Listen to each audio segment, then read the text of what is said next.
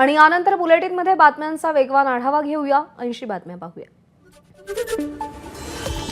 तुम्ही मासे खाणारी मराठी माणसं घाण आहात म्हणत शुक्ला नावाच्या व्यक्तीचा मराठी कुटुंबावर हल्ला। कल्याणच्या उच्चभ्रू सोसायटीतली घटना। मराठी माणसांना मारहाण करणाऱ्यांवर शुक्लावर कायदेशीर कारवाई करा, अन्यथा रस्त्यावर उतरू मनसेचा इशारा। मराठी माणसांना देखील आता जागा व्हायला हवं, मनसेचं एक्स पोस्टद्वारे आवाहन। कल्याण घटनेतील अखिलेश शुक्ला खासगी गाडीवरती अंबर दिवा आणि महाराष्ट्र शासन लावून फिरत असल्याचं उघड। तसंच अखिलेश शुक्ला एमटीडीसीमध्ये अकाउंट्स मॅनेजर असून सोसायटीमध्ये IAS अधिकारी म्हणून मिरवतो। या प्रकरणी कल्याण खडकपाडा पोलिसांकडून गुन्हा दाखल, योग्य कारवाई केली जाणार अशी वरिष्ठ पोलीस निरीक्षक अंबरनाथ वाघमोडे यांची माहिती। कल्याणमधील घटनेच्या निषेधार्थ योगीधाम परिसरात शेकडो नागरिकांचा मोर्चा, हल्लेखोरांना अटक करण्याची मागणी। सोलापुरातल्या कुंभारी गावात 7 ते 8 अज्ञात व्यक्तींकडून एसटी बसची तोडफोड। यावेळी चालक आणि प्रवाशांना खाली उतरवून एका तरुणानं बस स्वतः चालवली। धाराशिवमधील बारुळ गावातील ठोंबरे कुटुंब महिनाभरापासून पवनचक्की गुंडांच्या दहशतीखाली। पवनचक्की ठेकेदाराकडून करारापेक्षा जास्त जमिनीवर कब्जा, विचारायला गेल्यावर मारहाण झाल्याचा शेतकऱ्याचा आरोप। हिवाळी अधिवेशनाचा आजचा 5वा दिवस। बीड आणि परभणी घटनेवर काल झालेल्या चर्चेला मुख्यमंत्री देवेंद्र फडणवीस आज विधानसभेत उत्तर देणार। मुख्यमंत्री काय कारवाई करणार याकडे लक्ष। हिवाळी अधिवेशनाचा आजचा 5वा दिवस, तरीही खातेवाटपासंदर्भात अजूनही निर्णय नाही। दरम्यान अधिवेशनाच्या शेवटच्या दिवशी खातेवाटप होण्याची शक्यता, सूत्रांची माहिती। अमित शहांच्या वक्तव्याविरोधात आणि राहुल गांधींवर दाखल केलेल्या FIR विरोधात काँग्रेस आज देशभर आंदोलन करणार। अमित शहांनी माफी मागावी आणि राजीनामा द्यावा, काँग्रेसची मागणी।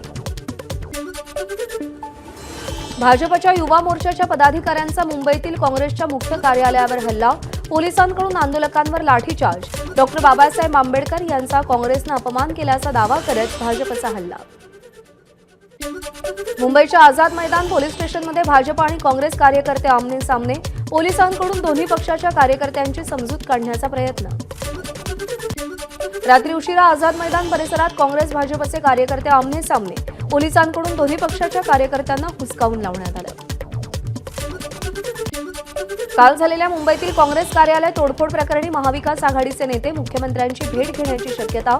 कार्यालयावर हल्ला करणाऱ्यांवर कारवाई करण्याची महाविकास आघाडीची मागणी। आंदोलनात सहभागी असलेल्या भाजप युवा मोर्चाच्या 14 कार्यकर्त्यांवर कारवाई। पोलिसांकडून गुन्हा दाखल करत आंदोलकांना अटक। मुंबईत काँग्रेस कार्यालय बाहेर भाजप युवा मोर्चाकडून आंदोलन करताना पोलिसांकडून लाठीचार्ज। भाजप युवा मोर्चाचे 20 ते 25 कार्यकर्ते जखमी। लाठीचार्ज करणाऱ्या पोलिसांवर कारवाईची मागणी। मुंबईतील भाजप आणि काँग्रेस कार्यकर्त्यांच्या राड्याचे नाशिकमध्ये पडसाद। भाजप विरोधात नाशिक काँग्रेसचं निषेध आंदोलन। भाजपला ईट का जवाब पत्थर से देंगे, नाशिक काँग्रेसचा भाजपला इशारा। राज्यात कायदा सुव्यवस्था नाही, खातेवाटप झालेलं नाही। डॉ. आंबेडकर अपमान प्रकरणी जी आंदोलनं सुरू आहेत त्यावरून लक्ष हटवण्यासाठी हे हल्ले सुरू आहेत। काँग्रेस ऑफिस हल्ला प्रकरणी आदित्य ठाकरेंची प्रतिक्रिया। सत्ता हातात असतानाही एवढ्या तीव्र भावना योग्य नाही, भाजपला हे शोभणारं नाही। बहुमत मिळाल्यामुळे हे घडतंय, कायदा आणि सुव्यवस्थेचा प्रश्न निर्माण झालाय। काँग्रेस कार्यालयावरील हल्ल्यावरून जयंत पाटलांची भाजपवर टीका। आम्ही सत्तेत असताना कधी असे वागलो नाही, आम्ही पण आंदोलन केलं, मात्र मर्यादा ओलांडली नाही। भाजप कार्यकर्त्यांनी का हल्ला केला याचं उत्तर मुख्यमंत्र्यांनी द्यावं, नितीन राऊत यांची भाजपवर टीका। आम्हीही आंदोलनं केली, पण ती शांततेत कोणाच्या ऑफिसमध्ये जाऊन तोडफोड केली नाही। मुंबई काँग्रेस कार्यालयावरील हल्ल्याप्रकरणी खासदार वर्षा गायकवाड यांची प्रतिक्रिया। दीक्षाभूमी आणि संघभूमीतला फरक दिसून आलाय, काँग्रेस होती म्हणून संविधान निर्मिती झाली। काँग्रेस कार्यालय हल्ल्याप्रकरणी आमदार ज्योती गायकवाड यांची भाजपवर टीका। काँग्रेस खासदार वर्षा गायकवाड यांचं लोकसभा अध्यक्षांना पत्र। संसदेच्या मकरद्वारावर वर्षा गायकवाड यांच्यासह मल्लिकार्जुन खरगे आणि प्रियंका गांधींना धक्काबुक्की करण्यात आल्याचा आरोप।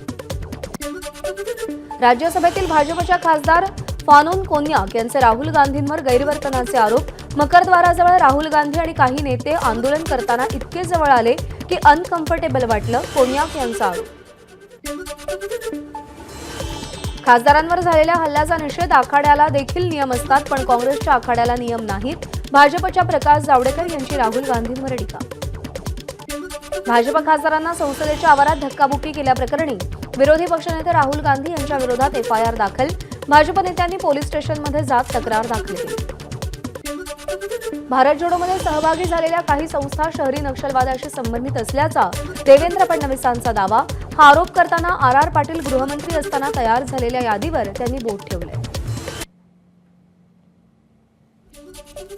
राहुल गांधींच्या भारत जोडो यात्रेमध्ये शहरी नक्षल संघटना असेल तर सरकारनं त्याची चौकशी करावी. शहरी नक्षलवादाच्या नावावर फेक नरेटिव्ह पसरवण्याचा प्रयत्न केला जातोय. नाना पटोलेंचा सरकारवर आरोप. ईव्हीएमवर आक्षेप घेणाऱ्या विरोधकांवरती फडणवीसांचा हल्लाबोल. व्हीव्हीपॅट म्हणजे एक प्रकारची मतपत्रिकाच. ईव्हीएम विरोधी याचिकेसाठी नियुक्त वकील मेहमूद प्राचा यांच्यावर आरोप. निवडणूक आयोगावरती आरोप करणं म्हणजे संविधानावर अविश्वास. मुख्यमंत्री देवेंद्र फडणवीसांचं वक्तव्य. संविधानिक संस्थांच्या विरोधात वातावरण निर्मिती करण्याचं काम सुरू असल्याचा मुख्यमंत्र्यांचा आरोप. अजित पवारांना अनेक जण परमनंट उपमुख्यमंत्री म्हणतात, पण अजितदादा तुम्ही एक दिवस नक्की मुख्यमंत्री व्हाल. सभागृहात मुख्यमंत्री देवेंद्र फडणवीसांचं मिश्किल वक्तव्य. महाराष्ट्र नंबर 1 होता आणि नंबर 1च राहणार. मुख्यमंत्री देवेंद्र फडणवीसांचं वक्तव्य. राज्यामध्ये 3,48,030 कोटींची गुंतवणूक आल्याची मुख्यमंत्र्यांची माहिती. महायुतीनं सुरू केलेल्या योजना बंद होणार नाहीत. सभागृहात मुख्यमंत्री देवेंद्र फडणवीसांची ग्वाही. तर अधिवेशन संपल्यावर लाडक्या बहिणीचा डिसेंबरचा हप्ता देणार असल्याचीही माहिती. एकाही पात्र असलेल्या लाडक्या बहिणीच्या खात्यात जाणारे पैसे बंद होणार नाहीत. हा त्यांच्या लाडक्या भावाचा शब्द. उपमुख्यमंत्री एकनाथ शिंदेंचा आश्वासन. राज्याचं अर्थसंकल्पीय अधिवेशन 3 मार्चपासून मुंबईत. मंत्रिमंडळ बैठकीत निर्णय. मंत्रिमंडळ बैठकीत पुरवणी मागण्यांना मंजुरी. 35,000 कोटींच्या पुरवणी मागण्यांना मंजुरी. आमदार रोहित पवारांकडून विधान परिषदेचे सभापती राम शिंदेंचं पुष्पगुच्छ देऊन अभिनंदन. आमदार रोहित पवारांनी एक्स अकाउंटवरती फोटो शेअर केले.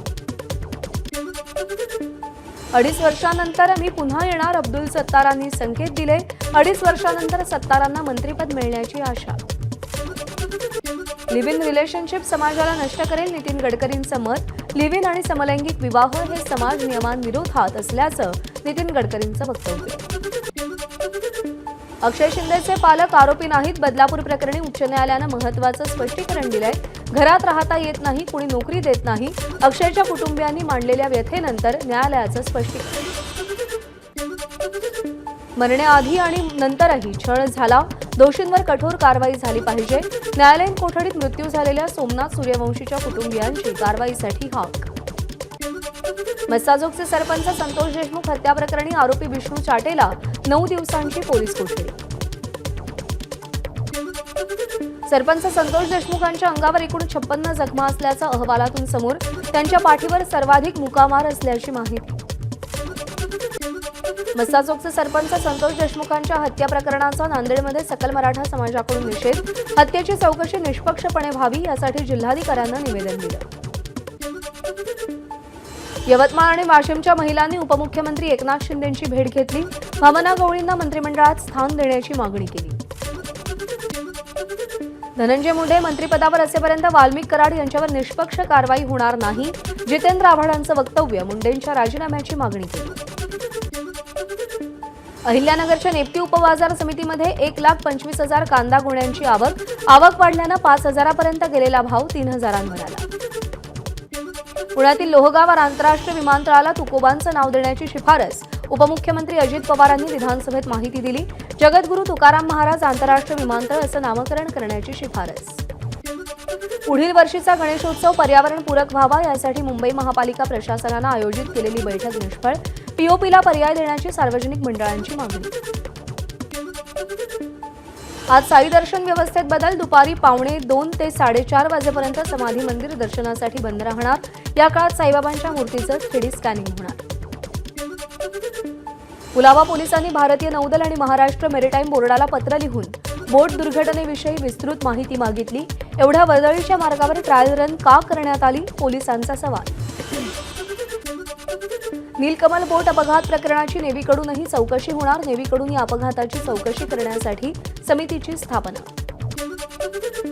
मुंबईतल्या बोट दुर्घटनेमध्ये मृतांचा आकडा वाढला. मृतांचा आकडा आता 14वर. हंसाराम भाटी असं मृत व्यक्तीचं नाव. मुंबईतील एलिफंटा बोट दुर्घटनेनंतर प्रशासन खडबडून जागं. अलिबागच्या मांडवा जेटीवरती पर्यटकांची सुरक्षा वाढवली. अजंठा पीएनपी मालदार बोटीमध्ये सगळ्या प्रवाशांना लाईव्ह जॅकेट्स.